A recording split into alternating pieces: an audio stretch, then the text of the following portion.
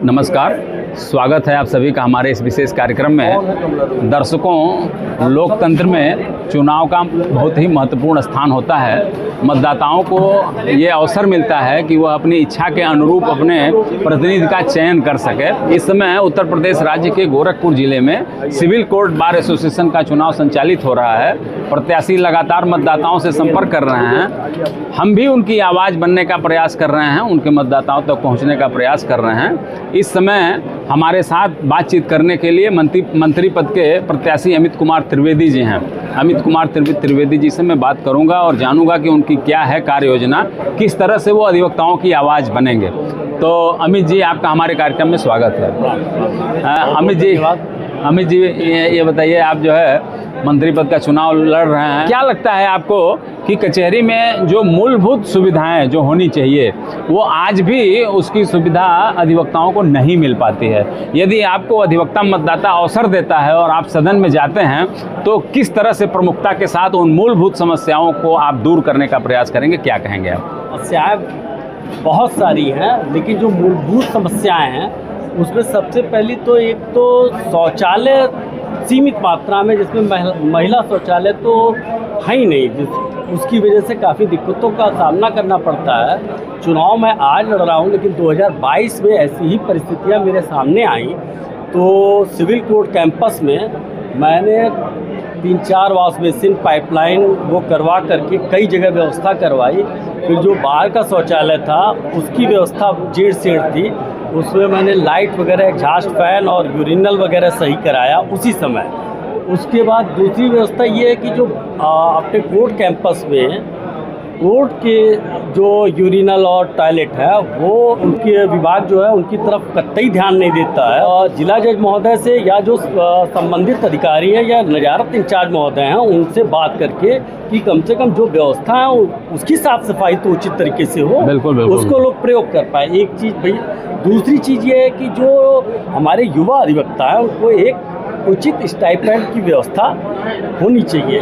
और तमाम ऐसे अधिवक्ता हैं जिनके बैठने की व्यवस्था नहीं है, कई लोग 3-3 जगह 4-4 जगह हैं, तो उनके बैठने की व्यवस्था भी उचित हो। उसके अलावा एक सबसे बड़ी समस्या ये है कि जो वकालतनामा हमारी बार का है उसका कुछ स्टाम्प वेंडर या कुछ किसी भी तरीके से डुप्लीकेसी हो करके या किसी कारण से दुरुपयोग होता है। तो इस कारण से जो पूरी धनराशि है वकालतनामे की वो बार को नहीं पहुंच पाती है। बिल्कुल, मैं ये पूरा प्रयास करूंगा कि वकालतनामा ऑनलाइन हो जाए। जिस समय वकालतनामा ऑनलाइन होगा उस समय एक वकालतनामे का पैसा बार के अकाउंट में पहुंचेगा, जिससे ये व्यवस्था ही खत्म हो जाएगी। बिल्कुल। इसके बाद मेरी एक और प्राथमिकता होगी कि अधिवक्ताओं का सामूहिक बीमा हो। बिल्कुल। उससे एक अच्छी राशि जो है कम से कम कोई ज़रूरत होने पर, कोई दुर्घटना होने पर अधिवक्ता परिवार को उपलब्ध हो। लाइब्रेरी की व्यवस्था सुदृढ़ हो। और साथ में एक और चीज़ होगी, जैसे लोग किसी बात पे अनावश्यक रूप से बार बेंच में टकराव लाते, वो नहीं होगा। और ना अनावश्यक रूप से पदाधिकारी जाकर के बेंच में वो करता है तो फिर अधिकारियों से वो भी नहीं होगा, किसी बात पे समझौता भी नहीं होगा और टकराव भी नहीं होगा। बिल्कुल। और अधिवक्ता हित को लेकर के किसी भी तरीके की कोई भी बिंदु, किसी भी मुद्दे पर कोई समझौता नहीं। जिस समय कोविड की प्रथम वेव आई थी, आप सबको याद होगा, सबके यहाँ यथासंभव पहुँचा। मैंने अपने मित्रों से भी कहा जो सहयोग आप कर सकते हो। मैंने लोगों से बात करके मास्क, दवा, ऑक्सीजन और बेड तक उपलब्ध कराने मैं उन हॉस्पिटलों में खड़ा रहा हूँ। और वे यहाँ के तमाम अधिवक्ता बंधु आज जो यहाँ चल रहे हैं वो आपको बता सकते हैं। तो इसलिए नहीं कि मुझको आज चुनाव लड़ना, ये बात मैं कह रहा हूँ, इसलिए कि मैं मौजूद रहा हूँ और इस चुनाव से कोई फ़र्क नहीं पड़ना है। 1 तारीख को चुनाव बीत जाएगा। मेरा व्यवहार 23.5 साल में जो था वो इसके बाद भी आपसे बिल्कुल वैसे ही रहेगा। लीडर जो होता है जो नेतृत्व करता होता है उसके लिए चुनाव जीतना हारना ये कोई मतलब नहीं है। कहा जाता है ना कि बदलाव की कहानी लिखने के लिए न तो सोने के कागज़ की ज़रूरत पड़ती है, न चांदी के कलम की आवश्यकता होती है, उसके लिए एक जज्बा की आवश्यकता होती है। और अगर आपके अंदर जज्बा है तो आप सेवा करेंगे, सेवा भाव आपके अंदर निरंतर रहेगा। लेकिन एक चीज़ जो है मैं आपका ध्यान उधर दिलाना चाहूँगा कि जब कोई अधिवक्ता इंजर्ड होता है, जब उसे कोई समस्या होती है, तो जब वो प्रार्थना पत्र देता है बार में, तो पता चलता है कि बीमार अधिवक्ता ठीक हो गया। उसके बाद जो है जांच करता है बार, पता चलता है कि वो ठीक होकर घर आ गया, तब तक उसको राशि नहीं मिल पाई।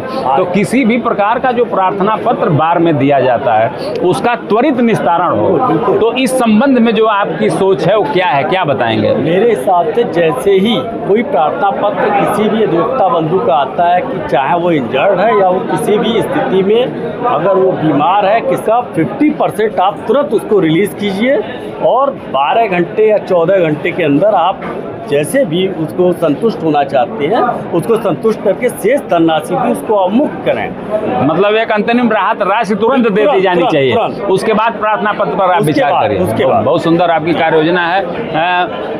एक समस्या और है कचहरी में, इस आपके सारे गेट बंद हैं और जो अति वरिष्ठ अधिवक्ता है वो पैदल अपनी फाइल लेकर के अपने चैम्बर तक जा रहा है। तो ऐसी स्थिति में जो है उसका भी वाहन जो है वहाँ तक पहुँच सके, इसके लिए आपने कुछ किया है इसके पहले, या अगर अवसर मिलेगा तो क्या आप करेंगे, ये बताइए आप। इसके लिए मैंने माननीय अध्यक्ष जी मंत्री से कई बार बात की है। उन्होंने माननीय जिला जज महोदय से भी बात करके बताया कि मेरी बात हुई है उनसे, उन्होंने आश्वासन दिया है, लेकिन कुछ अभी तक हुआ नहीं है।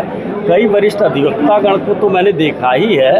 एक और बरामदे में बैठते सिंह साहब, उनको किडनी या किसी चीज़ की प्रॉब्लम है, वो 15-20 मिनट में अपनी सीट से किसी तरीके से गेट तक पहुंचते हैं। तो ठीक है, गाड़ियां नहीं जाएंगी सुरक्षा व्यवस्था से। कई ऐसे गेट हैं जहां पर एसएसएफ और फोर्स लगने के बावजूद मेटल डिटेक्टर से ठीक से जांच नहीं होती है। कई ऐसे पुलिस फोर्स के लोग हैं जो बैठे रहते हैं, मोबाइल देखते हैं। मैं कोई ऐसी टिप्पणी नहीं कर रहा हूँ, लेकिन स्मूथली लोग आते जाते हैं। तो आप जांच करें, सुरक्षा व्यवस्था ध्यान में रखें, लेकिन जो बहुत सीनियर हैं उनकी गाड़ियाँ या कोई ऐसी व्यवस्था दें जिससे वो आराम से अंदर अपनी सीट तक आ जा सकें। जो भी व्यवस्था होगी उसके लिए मैं बात करूंगा, और अगर वो नहीं मानेंगे तो मैं माननीय उच्च न्यायालय तक लिखूंगा, और जो भी संभव प्रयास हो सकता है वो मैं निश्चित करूंगा। बिल्कुल। अमित जी, यहाँ का मतदाता आपको ही अपना मंत्री पद सौंपे, क्यों, क्या कहेंगे आप? इसलिए कि सबसे पहले मतदाता ये एक चीज़ देखे कि चुनाव में सारे लोग मंत्री पद के प्रत्याशी हैं।